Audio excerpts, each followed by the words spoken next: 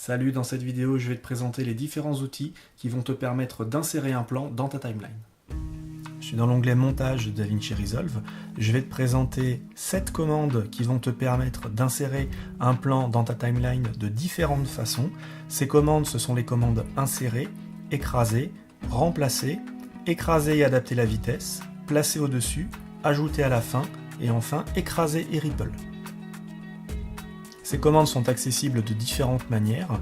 Pour les 3 premières, tu vas pouvoir les retrouver ici avec les boutons qui sont là. On va donc retrouver la commande insérer, la commande écraser le plan et ensuite remplacer le plan.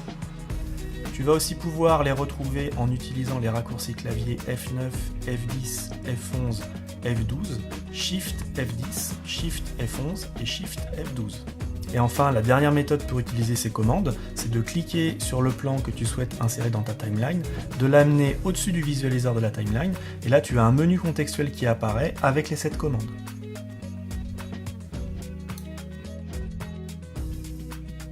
La première commande que je vais te présenter, c'est la commande insérer. Elle va te permettre d'insérer un plan à l'endroit de la tête de lecture en décalant tout ce qui se trouve à sa droite.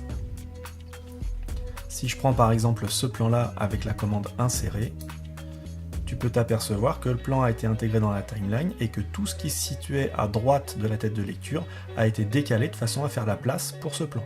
En fait, c'est un petit peu comme si tu venais positionner le plan ici sur la piste vidéo numéro 2, que tu venais sélectionner tes différents plans, que tu les amenais là et que tu redescendais le plan que tu souhaites insérer. La commande écraser va te permettre de venir déposer un plan sur la piste active à l'endroit de la tête de lecture en recouvrant les plans qui sont déjà présents.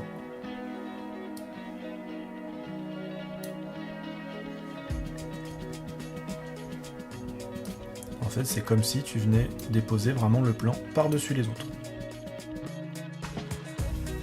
La commande remplacer va te permettre de remplacer le plan qui est situé à droite de la tête de lecture sur la piste active par le plan que tu as sélectionné, mais en conservant la durée du plan initial. Donc si le plan que tu souhaites déposer sur la timeline est plus long que le plan qui est à droite de la tête de lecture, DaVinci Resolve va rogner dans ce plan de façon à conserver la durée qui est ici. Si par contre le plan est plus court que le plan qui est situé à droite de la tête de lecture, et bien en fait ça va se comporter exactement comme la commande écraser, c'est-à-dire que DaVinci Resolve va déposer le plan mais en conservant derrière le plan qui était initialement positionné dans la timeline. On va tout de suite faire les 2 exemples de façon à ce que ce soit un petit peu plus clair. Donc ici, le plan que j'ai sélectionné est plus long que le plan qui est situé à droite de la tête de lecture. Dans ce cas-là, la commande remplacer va rogner dans le plan que j'ai déposé de façon à conserver une fin de plan à cet endroit-là. En fait, c'est comme si manuellement, je venais déposer mon plan ici, que je vienne le couper à l'endroit où se termine le plan qui était à droite de la tête de lecture, que je vienne supprimer ce qui dépasse et que je le repositionne. Si par contre le plan que j'ai sélectionné est plus court que le plan qui est à droite de la tête de lecture, dans ce cas-là, la commande remplacer va se comporter exactement de la même manière que la commande écraser.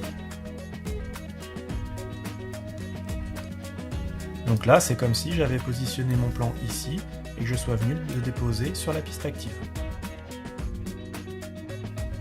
La commande écraser et adapter la vitesse va te permettre de remplacer le plan qui est situé à droite de la tête de lecture sur la piste active par le plan que tu as sélectionné, mais en adaptant la vitesse du plan sélectionné de façon à ce que sa durée coïncide avec le plan initialement présent dans la timeline. Donc si je reprends ici ce plan et que je souhaite venir l'insérer dans ma timeline à la place du plan qui est à droite de la tête de lecture avec la commande écraser et adapter la vitesse, tu peux t'apercevoir donc que le plan ici est maintenant grisé, ça veut dire que la vitesse en a été modifiée, et si on va ici dans la commande modifier la vitesse, on s'aperçoit que la vitesse du plan est de 170%.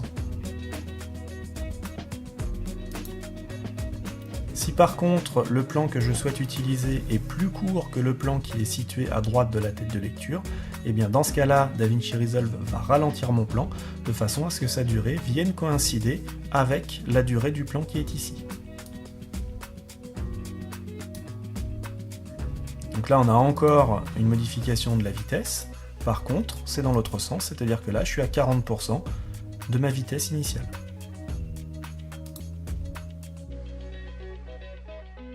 La commande placer au-dessus va te permettre de placer le plan sélectionné à droite de la tête de lecture sur la première piste vidéo libre qui permettent de déposer ce plan sans interférer avec un autre plan. Donc dans notre exemple, il y a des éléments qui sont situés à droite de la tête de lecture sur la piste vidéo numéro 1 et la piste audio numéro 1. Ça veut dire que si j'utilise cette commande avec le plan qui est là, Resolve va me le placer sur la piste vidéo 2 et la piste audio numéro 2. Par contre, si je viens placer ma tête de lecture à cet endroit-là et que j'utilise la même commande, il va me placer mon élément sur la piste numéro 1, puisqu'il n'y avait rien à cet endroit-là qui m'empêche de le déposer. La commande ajouter à la fin va te permettre d'ajouter le plan que tu as sélectionné sur la piste active après tous les plans qui sont déjà présents sur cette piste.